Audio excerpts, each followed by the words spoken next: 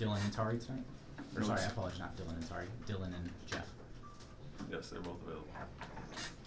Minute You restriction mentioned for last night. Dylan. Minute restriction for Dylan.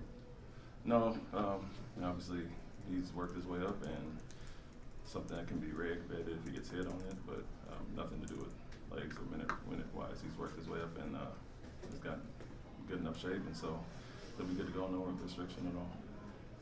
You mentioned last night you're not a real sentimental guy, but coming back in this building, are there different memories or feelings than last game or next game or other first times back? I mean, spent a good year here and had some success, like I mentioned, but I just saw a few people that, you're reminded from everybody on the ramp when you walk in, and so it's a little bit different as far as that. And then, we had a good year, not a great year because we didn't get it done here, but yeah, I would say just seeing some people that I haven't seen in a while there, obviously talk to, and then once it's done, it's done. It's first time for everything we've been through it and ready to move on. The first times you were back, whether, as a coach coming back to San Antonio the first time, whatever it was, did you feel emotions? No, I wouldn't say emotions. I'd say it's a different feeling coming into a different locker room or whatever, especially being in certain places for a significant amount of time. But as I mentioned yesterday, I was thinking about Detroit yesterday and then Boston today and go to Philly next. And so for the most part, it's come and play, try to get the job done and move on. Nice of the NBA to arrange that for you. Whatever. Ime, what do you remember about your feelings after the suspension? Just, your reaction to it, and if you have your biggest regret looking back at just how it ended here, what would that be? Well, I talked about it obviously when it happened, and then obviously in my press conference leading up to Houston. But job not finished, the relationships you build and the people you impact, and so that'd be the biggest thing. And it's formed a lot of relationships within a year, and obviously wanted a chance to run it back and do it again with the group that you feel you could build and grow with. And so, letting the people down, and I talk about the players, the relationships I built with them, the coaches that came with me, and then everybody else that was impacted by it. And so from there, that's the biggest thing I would say overall is, letting some people down for sure. But we've talked it out, and I've seen a lot of these people throughout the summer and talk regularly, and so we've moved past it. Yeah, how have you tried to, in terms of letting people down, you did try to make the amends with them, reach out to them, and just how you saw the impact of that last year on the Celtics? Yeah, I mean, I was up front with the guys. When the things happened, I reached out to who I needed to, and have a little comfort in guys knowing what happened and how it all went down, and then obviously, made up with my coaches because they all came with me to Houston. So a lot of my guys are back with me, and I've talked to them throughout the year whenever I could, but wanted to give them space to do their thing as well, and that goes with the players as well. But ran into quite a bit of them over the summer, and Marcus Smart's wedding and everywhere in between, so I've seen them all and talked to them regularly. How long is it taking you to get over losing the 22 finals? I mean, do you still go over that? Do you have regrets from that game? Breaking that down, because you had a lot happen after that. But did you take time to kind of figure out what went wrong, what you would have done differently? And yeah, I would say obviously that off season, it was a big emphasis of us, going into our coaches' retreat and meeting how to get over that hump and the things that didn't go well in the finals, and you take from it the opportunities you had, and so it was directly what our whole off season was focused on, was how to improve in those areas. So I wouldn't say how long it took to get over that, but something that we constantly discussed and we're preparing for going into the last season.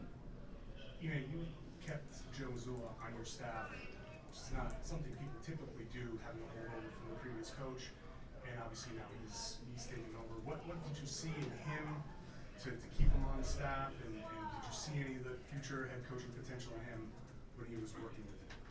I'll say I kept him and Tony Dobbins, and there were two guys that were highly recommended, not only by front office and people that were here, but players as well. And I took, especially Marcus, Jalen, Jason, Al, the veterans, I took and heavily regarded who they liked and who they wanted to keep. And so obviously I didn't know much about them beforehand, and then obviously getting the chance to work with those two, Joe and Tony, throughout the year, and got to know them, and in general, I always say I want guys that are ambitious, and you see that with Will Hardy and now Ben Sullivan, and Joe will fit into the same mold of guys that want to be head coaches, and I think it sharpens the whole group up. And so, in general, didn't know a ton coming in other than good recommendations from players and coaches or front office, Brad specifically, and got to know him and see why he's having success here. I know you talked to Spears the other day about going to Marcus's wedding and being around these guys a bunch, seeing them a bunch. How often, obviously you're very busy in your gig, but how often are you checking in on how these guys are doing and trying to catch them as you can throughout the year? Yeah, I mean, it's the relationships that have been built and they're going to be, you know, long lasting, and so we all check on each other. It's no different than LaMarcus Aldridge or Joel Embiid or guys I've coached that I've got really close with, and so from that standpoint, we regularly, you know, they do something crazy or they see me do something crazy, they reach out on TV or whatever, and in general, I think being in LA in the summers, we all run into each other quite a bit and talk regularly, so I wouldn't say it's any different than anybody else other than the fact that you know, we had just a lot of success in a short period and really formed great relationships. You were able to turn things around so quickly here with a group of pretty young guys. Are you almost trying to do that same thing in Houston, and do you see similarities between the two teams? Yeah, there are a lot of parallels. You know, surprisingly, the age gap is the biggest thing, but habits are habits. Winning mentalities is the same thing. You want to change those mentalities, and so I got to lean on a lot of what happened here in Boston and with our Houston guys, and so just like I said, 2-3 years younger with a little less success. You know, getting to the Eastern Conference Finals here quite a bit, but very similar. A lot of parallels as far as that. What stands out about where Jalen and Jason are now compared to when you started coaching them here? You said Jalen and Jason, where they are now compared to. Yeah, they're taking those steps and confidence and been there, done that, and I think going through that experience helps everybody across the board, and so little things that, you know, I might have imparted some wisdom on them as far as that and just their growth in general. So it's a natural progression for those guys to become the all-NBA guys they are, and I think, you know, for the most part, they're going to be perennial year to year, and so happy for them. Not surprised by the growth or success, but just a natural step for them, especially them being the leaders now and some of our veterans that were here before them moving on. And so things I try to preach to them, I think they've taken those to heart and continue to grow and get better and better. You know, a lot of the guys here, they kind of voiced, like, pretty openly they were frustrated and hurt because they couldn't get any explanation at that time. What was that time like for you when you weren't able to kind of have conversations, explain things to them, and how did you go about kind of, you know, repairing those relationships and making sure they were still there? Well, I would say they lied to you guys. They knew. Some of them knew. And, you know, obviously I could talk to them and they wouldn't share stuff publicly, so who needed to know knew. How big of an impact could the potential, you know, of Dylan Brooks have on the younger guys, specifically helping them with defensive schemes and whatnot? Yeah, he's been big this year. Obviously Fred as well, and Jeff Green and all the veterans we brought in, and so when you're trying to establish something, bringing in the right pieces, the right veterans has been big for us, and extension of me and my coaches on the floor, and you can see some of the struggle we have when they're missing, and so what we're trying to establish, that culture of professionalism and the day-to-day work ethic those guys bring in, and not only in a vocal way, but very hands-on with our guys, and so they've been great as far as that, and welcome, and glad to have them back. I mean, how's the tough love? I mean, this is you. You're a man of few emotions. How is that translated to a new group of young guys? Because they might be maybe intimidated because you don't show your emotions, you don't smile, you real with them. What's that like, and how does that translate?